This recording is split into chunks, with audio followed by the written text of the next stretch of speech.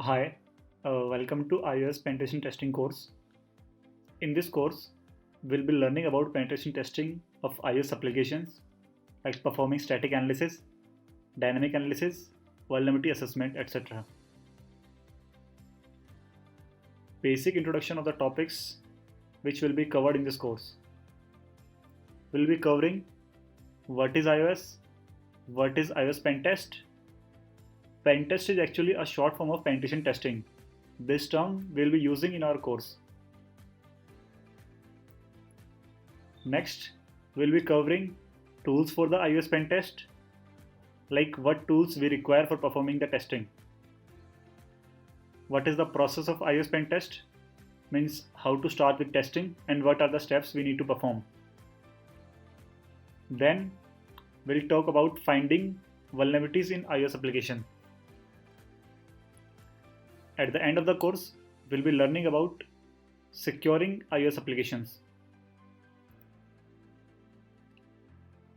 There will be labs in this course for hands-on experience. The purpose of the lab is to give you a practical application of the stuff you just read.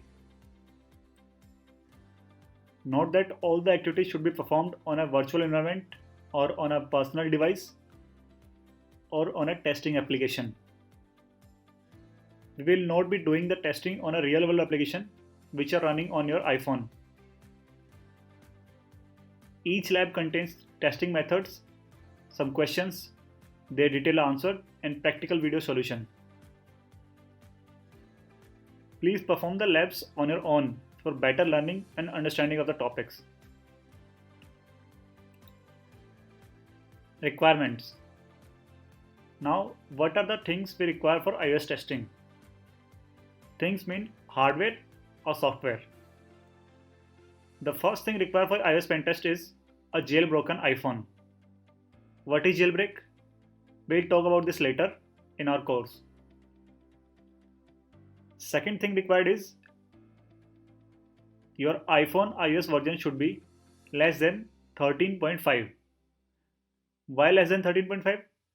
Why not latest one? Because as of now, the jailbreak is only available for iOS 13.5 and below. The third thing where is your personal laptop or computer. It can be Windows, Linux, or Mac OS. We'll be installing several tools which will be need for testing iOS application. Now, introduction to iOS. What is iOS? iOS is a mobile operating system for iPhone.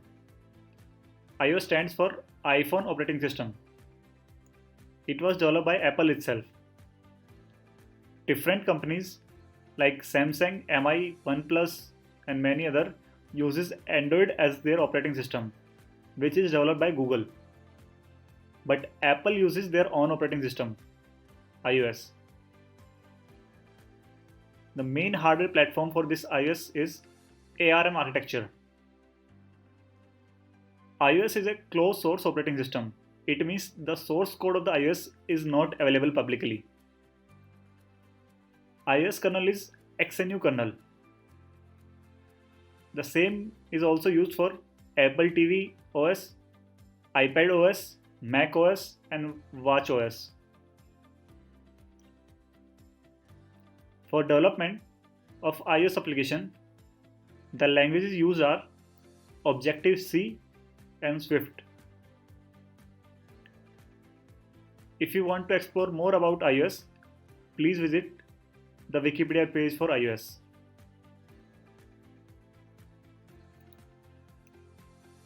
Now we'll be talking about iOS architecture. Basically, we have 4 layers in architecture.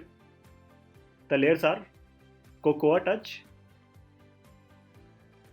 Media Services, Core Services, and Core OS. Cocoa Touch is an API which handles the user interaction. There are frameworks such as EventKit, which is used for calendar events, message kit for SMS, etc. are in this layer. Media services. This layer allows developer to work with photos, videos, audios, animation, graphics, like things. Core services. In this layer, it allows developers to access the services which are opened by Apple for the iOS application development. We use framework like Core Location, which is used for GPS, Core Data for data model, StoreKit for Apple in purchase with core service layer. Core OS. This layer directly contacts to the hardware of the system. This is the layer which has minimum access to the developer. Even though it has limited access, here are some frameworks that developer can access. Frameworks like security, external accessories can be used in this layer. Now we'll talk about iOS applications. As discussed earlier, iOS applications are developed using Objective-C or Swift language. Xcode by Apple is the SDK for iOS app development. After development, developer submits the app to Apple, which verifies and signs the application before making it available on the Play Store or App Store. iOS is very secure. Applications on iOS are isolated from each other using sandboxing. One application cannot access the data or directories of the other application. All iOS applications run under user mobile, and the system processes run under user root. As we know, in Android, the extension for application package is .apk. In iOS, .ipa file is the archive file which stores an iOS application.